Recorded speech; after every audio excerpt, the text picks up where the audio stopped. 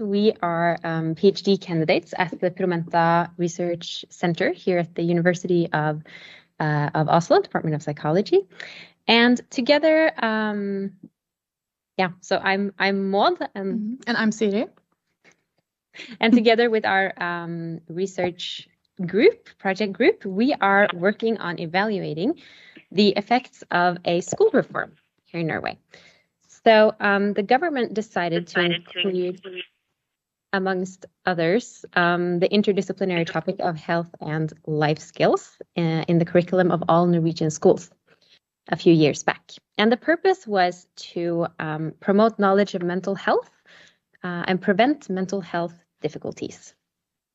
The topic has been implemented stepwise, meaning that some grades received it before others, and it started in the fall of 2020. So we will, of course, explain more about this topic very soon. Let's see here. First, so we'd just like to take you briefly through our agenda for our talk. And we will be introducing the relevance of the interdisciplinary topic, so why it's important and why we've included it in the schools here in Norway, in addition to what has previously been done of evaluations of a change in the curriculum in other countries. And then we will finish off with the aims and plans for our project. So we just want to mention that we are still in the preliminary phases of our project, and we're currently accessing the data.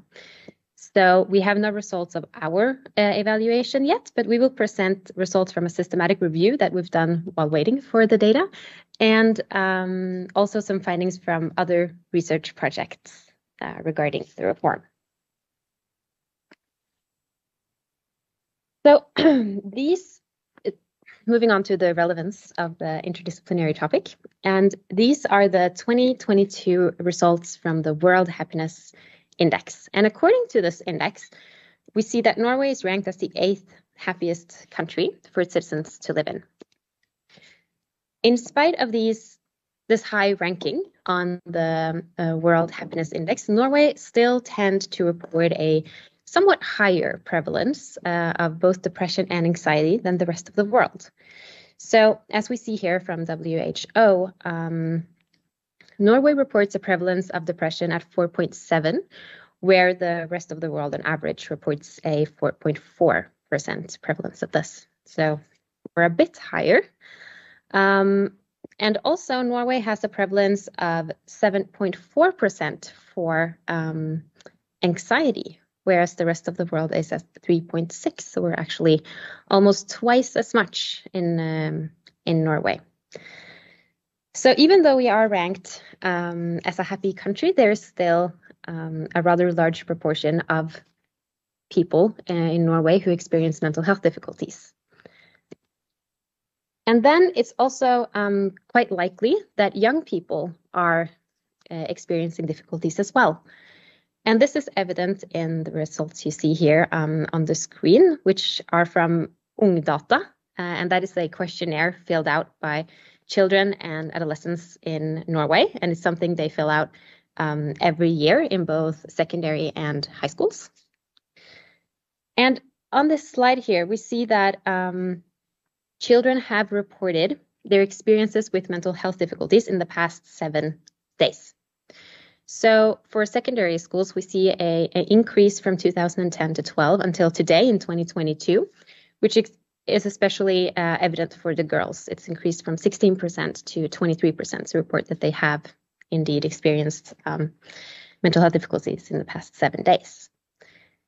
It's also evident in the high school rates. Again, perhaps a little bit more in the girls than the boys, with 26 to 29% for girls and 9 to 11% for boys. Simultaneously, we also see a decrease in children and adolescents' satisfaction with their own health. These numbers are again self-reported from Ungdata. And we see here from 2010 to 12 until 2022, today, there's a decrease in satisfaction, especially for girls in the secondary school. So we see it's moved from 67% in 2010-12 and down to 58% here in 2022.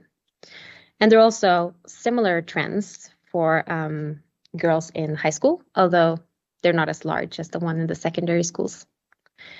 So this tells us that there are quite a lot of young people who still struggle and who face different mental health challenges in Norway as well. And it's therefore become important for organizations to promote and prevent this development in our country. So, for example, the Norwegian Council for Mental Health has wanted the government to include topics on mental health in the schools for quite some time.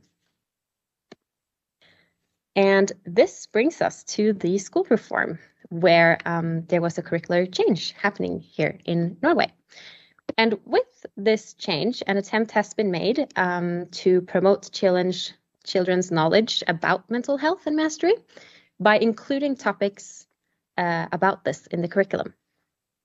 So in 2015 or 2016, the government decided to include, to renew the core curriculum in all schools in Norway, and they did this by including some new topics. With this renewal came a greater focus on in-depth learning and increased understanding within the schools and the curriculum. In particular, these 3 topics were included, which were democracy and citizenship, sustainable development, and lastly, health and life skills, of which the last one, health and life skills, is the one that our project aims at evaluating. And health and life skills is a topic that is thought to give students competence to promote mental and physical health and to increase the chances of making responsible and good life decisions. The topic is about attaining an understanding of how to handle all the different situations and all the different moods and all the different challenges that they will encounter throughout life. So in addition to, of course, mental and physical health, other related topics are in this in health and life skills are also sexuality and gender, how to handle feelings and thoughts, and the misuse of alcohol and drugs, for example. So now we know that mental health has been included in the curriculum for schools in Norway. So it will naturally be very useful to evaluate the effect this has had on the students who experience this new curriculum. But first, it would also be relevant to know what evaluations other countries have done, which are similar, which is what Siri is going to be talking about now. Yes. Thank you so much, Maud. Okay, so we know that there exists a wide range of interventions that have been implemented in schools, where most of these are socio-emotional learning programs. And that's what these 2 papers that you can see on the screen are about.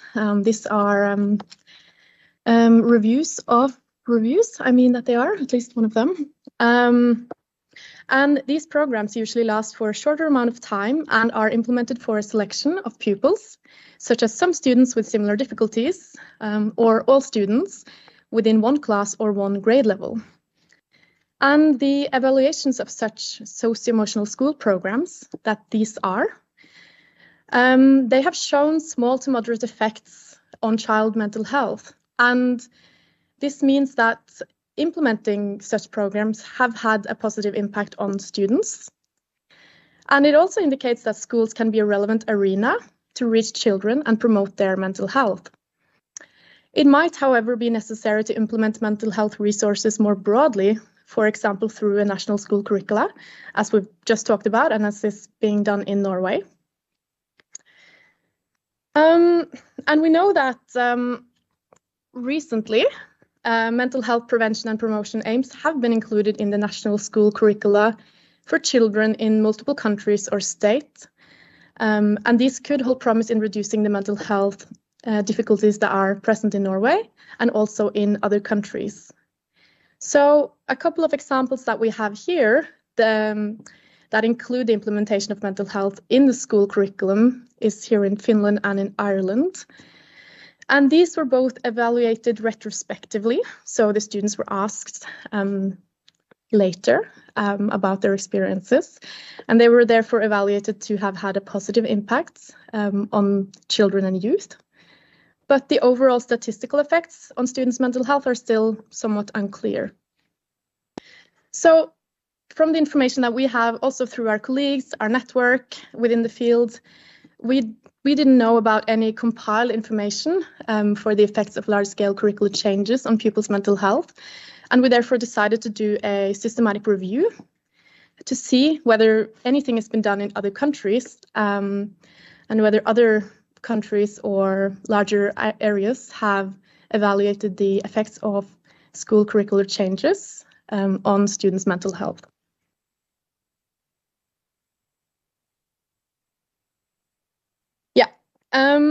So these were our objectives for the systematic review. So in the cases of Finland and Ireland, they did somewhat of an evaluation of how the students experienced the change, but it was a bit unclear for us, like I mentioned, whether other countries have done the same. So we decided to do a systematic review of studies in the world that evaluated the effects of large-scale curricular changes on mental health. And we also decided that if we found enough studies of high enough quality, we would estimate the effect sizes of the specific curricular changes on the mental health of the students. So we created a protocol following the PRISMA guidelines, and then we pre-registered this protocol in the Open Science Framework. So we did this at the very beginning of our review, before we even started collecting any of the data. And then we conducted a systematic search by combining words that were synonymous with or related to child, to mental health, curriculum, and school. And then we conducted our searches in Embase, ERIC, PubMed, PsycInfo, Global Health, Scopus, and Kynal. So it was a very broad search, and we searched very broadly in different databases that we thought could be of relevance. And based on this, we identified more than 17,000 articles, and we screened them in this program called Covidence. And we followed a set of inclusion and exclusion criteria. So we had criteria related to language, meaning we included articles written in English, but we also included other world languages that we had competency within our project group. And these included French, German, Italian, Portuguese, and Spanish. We also had criteria related to effects, meaning the articles had to have reported any effects. And this is not just meant in the sort of statistical term of effect sizes, but we also included retrospective effects, so if they had been asked after having experienced the change, and qualitative evaluations such as interviews or focus groups. The studies also have to measure mental health outcomes. They had to evaluate change or changes to curriculum, and they had to be conducted in primary, secondary, or high school. And we know this term for school varies in different countries, but what we mean here is, quite broadly speaking, approximately between the ages of like 5 and 6 to 18, 19 years old. And then finally, the implementation of the change had to have been conducted either for all schools within a country of any size. So for example, Iceland is a small country, or we could have a larger country, or it could be in an administrative area with a population of at least 1 million people. So for example, in the US, some states have more than 1 million people, but is still considered an administrative area. And then we had 2 screening phases. So in the first screening phase, 2 researchers screened titles and abstracts independently in this program Covidence, as you see here on the screen. And if they had a disagreement, we would discuss these in meetings. And the program Covidence allowed them to screen it very independently, so they wouldn't know what the other person how they would judge the studies. And when the 2 researchers came up with different conclusions regarding these titles or abstracts, this would show up as a disagreement or conflict. that we would discuss. And then we would follow the same procedure for the full text screening as well. So those that they agreed eventually that should be included would then proceed to full text screening. And then I would, together with another researcher, we would screen these also independently in the same procedure. And then the articles that eventually made it through both screening phases and that were included were evaluated for the risk of bias. Again, this was done by me and also by Maud. And then finally, the results were extracted, again, independently by myself and another researcher in Trondheim. And they were then synthesized and structured around common themes. And the themes that we sort of structured them around were the type of curricular change, the type of study, for example, if it was a qualitative study, if it was a registry-based study. We also grouped them according to mental health outcome, the measures they used and the results, and also the same for other outcomes that we thought could be of relevance. So these were the numbers of articles that we initially screened, that were screened for titles and abstracts first. And then these are the number of articles that we ended up with in the end. So we actually went from almost 18,000 articles and only identified 5 that met all of our inclusion criteria. And remember, one of the criteria were that the curricular change had to be large scale, meaning that they had to have been implemented for all schools within a country of any size, or an administrative area with at least a population of 1 million people. So these numbers suggest to us that the effects of curricular changes on students' mental health, they are rarely evaluated, or at least rarely evaluated within a research context. And the curricular changes that had been evaluated were conducted in Canada, Ireland, Germany, Turkey, and China. So quite different places, really. And we identified 5 articles that evaluated effects of large-scale curricular changes on people's mental health, as I mentioned. But the content of the curricula, it rarely included mental health. And this was not one of our criteria. Like, we didn't have a criteria for the content of the curricula, only for the outcome, that it had to be evaluated on mental health. So the curricular change in Turkey, the top one here on the screen, focused on enhancing the creative thinking skills of the students. And then in Germany, which is the second one here, which is called the G8 reform, the students experienced an increase in the learning intensity as secondary school was shortened from 9 to 8 years. And, you know, secondary school in this sense here means basically secondary plus high school, as you could classify it. So sort of the later years of compulsory schooling. And the actual curriculum here remained unchanged. And this meant that the students had increased learning hours every year of school for the final 8 years. And then in Canada, the curricular change focused on changing the way students were learning in the curriculum, and therefore diverged more from the previous pen and paper focused learning technique that was a bit more traditional. So tried to sort of engage the students more in their own learning. And then the fourth one here is the evaluation in China, and it looked at students' experiences of having to retake a college entrance exam that was based on their high school curriculum and that determined whether they were able to attend university later or not, with a different curriculum. And this meant that they would have initially taken the exam based on one curriculum, then they did not pass the exam and they had to retake the exam the next year. But then this co-occurred with a curricular change, which resulted in them having to retake the exam with a different curriculum than the one their entire time in high school was initially based on. So you can maybe imagine here that this would, you know, could be a bit pressured as well in some senses. So it was only the curricular change in Ireland that I also mentioned before that included mental health as part of the new curriculum. So out of the 5 articles that we identified where they evaluated the change in curriculum on students' mental health, the actual curricular changes rarely included mental health. And this indicated that evaluations of curricula that incorporates mental health seems to be lacking still, or at least that has been evaluated. And here we look at these are the mental health outcomes that the studies evaluated. As you can see, the top one here is creative thinking skills, which might be a little bit counterintuitive. But this is because we included a very broad definition of mental health outcome. And one of the definitions within this definition was cognitive ability.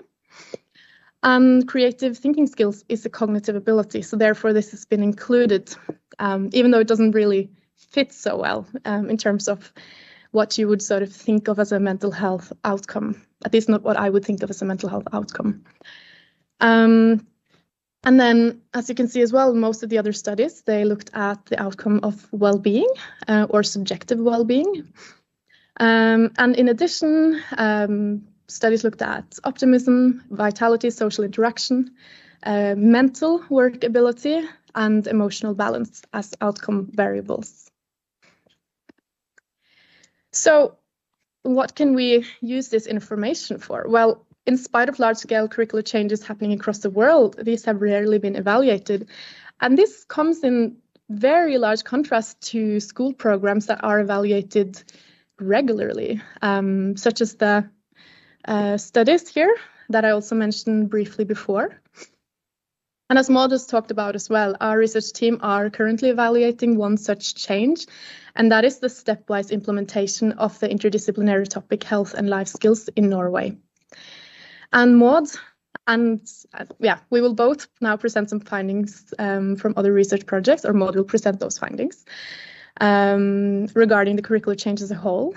And then we will discuss together our plans to evaluate the topic of health and life skills. Okay, yeah. Thank you. All right, so there are several other large projects here in Norway currently investigating other aspects of the reform and the curricular change. So most of the available research per now are regarding the curriculum renewal as a whole, meaning all of the three topics are included and the implementation of them. So some of the most important findings, or a very important finding, is that the reform might have put a little bit of a too much responsibility on the students for the challenges in our society. So, for example, the challenges of promoting health. And this can just be because the descriptions of the interdisciplinary topics, they don't necessarily include or have a large enough focus on society and society's responsibility for the general health in the population. However, the descriptions do include or focus a lot on the importance of individual responsible choices. So, for example, for one's own health. So, in the long run, this might or could potentially lead to a heavier student responsibility for increased health of the population rather than a societal responsibility. So that was perhaps not intended. And further, when examining the implementation of the curriculum, there are several important findings. It's, for example, evident in those two reports that we have here on the screen, that the implementation depends largely on the engagement of and the positivity from the leadership of each school. So, in other words, it depends on how the leadership in the schools speak about the school reform, how it's promoted and presented from the leaders in the school. The implementation also depends greatly on the organization of the school.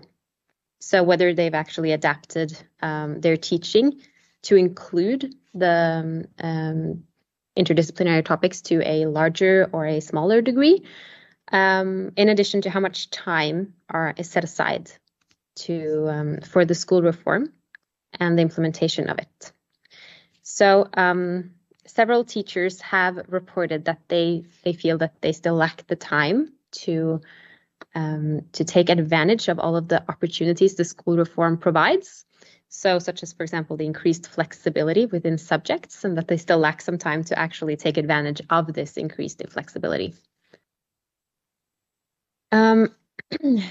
Teachers also report a need for arenas to further develop professional and collaborative cultures, as most of them believe that this could help their teaching skills. So if, for example, there's a rather small school with perhaps only one or two teachers in the same subject, the collaboration could potentially be a bit challenging, and it might be beneficial to have a bit of a larger collaboration with more teachers in the same subject to be able to figure out how to implement the interdisciplinary topics into their teaching. So this was an expressed wish to collaborate across schools regardless of the size of the professional culture so both large schools and smaller schools actually wanted this. And we also just want to briefly mention that in a recently published article by Biset and colleagues here in Norway, they have looked at some further consequences of the reform. And it suggested that teachers and others involved in teacher education are generally positive towards interdisciplinary work, and they understand the importance of it. So, for example, they're positive and understand the importance of health and life skills. But still, teachers experience difficulties in changing their traditional practices, which I'm sure we can all recognize. So overall, the report then suggests a need for changed content in the teacher education and more interdisciplinary work to promote important skills in schools in relation to both life skills and good choices and mental health. So now we will be moving more towards only health and life skills. Mm-hmm. Yeah, so again, regarding health and life skills. So to be able to evaluate health and life skills, it is also then necessary to understand the way it has been included and implemented in schools. And we know that this might have been done in slightly different ways, something that is also clear from the reports that Maud just mentioned. So the initial thought was that it would be implemented for all grade levels and for all subjects. However, in reality, it seems to have been included slightly more in some subjects than in others. For example, in social sciences, health and life skills has been implemented particularly well. And it also makes sense that in some subjects, such as in mathematics or geography, that health and life skills would be implemented slightly less or to a lesser extent. But it's still also surprising that some subjects, such as, for example, science, have also implemented it to a lesser extent, where some would maybe think that it could have focused on it to a greater extent, especially when students are learning about the body and then subsequently also their mind. And also regarding the implementation of it, health and life skills was, as mentioned, implemented stepwise, meaning that it was implemented in some grades at one time point and then later in other grades. And as you can see here, this is the formal implementation decided by the government in Norway of how health and life skills should be implemented for the different grade levels. And here the first grades received the curricular change in the school year of 2020-2021, and then the final grades in 2022 till 2023. And this also means that by 2023, all students should have the curriculum that reflects this inclusion of health and life skills. We do know, though, that it probably will have been implemented slightly different for different schools because teaching material has been available at slightly different time points. And this might also impact the implementation of the reform. But still, this stepwise implementation provides an ideal foundation for a naturalistic experiment that we are in the process of conducting, where we, for example, will be able to compare grades that have received the curricular change with those that have not received their change within the same year.